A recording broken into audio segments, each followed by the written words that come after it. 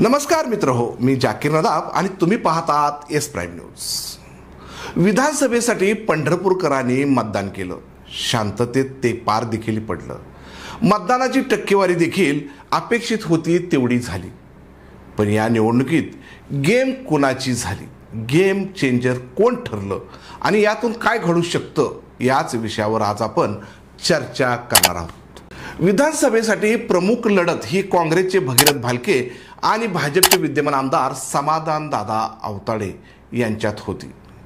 तर महाविकास आघाडीतून बिघाडी करून राष्ट्रवादीचे अनिल सावंत देखील आपले नशीब यंदा आजमावत होते।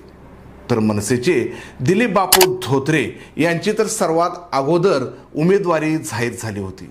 त्यामुळे भालके आवताडे या दोघांच्या लढतीत धोत्रे आणि सावंत हे गेम चेंजर ठरू शकतात। सामान्य जनतेच्या कामाचा माणूस म्हणून दिलीप धोत्रे यांची चर्चा आहे। त्यामुळे ते पंढरपुरातून 10 ते 12 हजार मते घेऊ शकतात आणि हा फटका भालकेंना बसू शकतो।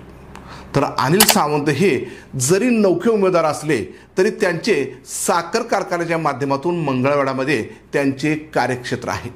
त्यामुळे त्या भागातून आमदार आवताडे यांना किमान 15,000चा फटका बसू शकतो। त्यामुळे हे दोन उमेदवार गेम चेंजर ठरू शकतात।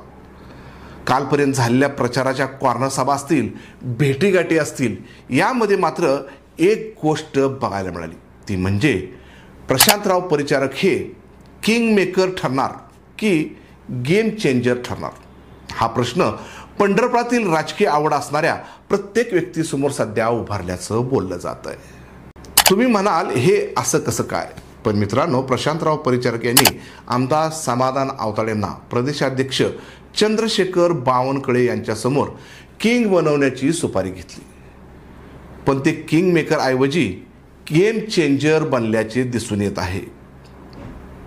कारण त्यांच्या कोणत्याही सभेत विरोधक असणारे भगीरथ भालके यांच्यावर ते कोणतीही टीका टिप्पणी करताना दिसले नाहीत। मग हा प्रकार समविचारी आघाडीचा आहे का? त्यांच्या भाषणातून फक्त राज्य लेवलचे मुद्दे उचलले जात होते, पण भगीरथ भालकेंच्या विषयावर कोणताच मुद्दा त्यांनी उचलल्याचा दिसत नाही। त्यामुळे आपण सोशल मीडियावर पाहिले तर अनेकांनी 2009ची पुनरावृत्ती होणार असे स्टेटस ठेवले आहेत। त्यामुळे परिचारक गेम चेंजर ठरतात की काय, अशी चर्चा सध्या जोर धरू लागली आहे।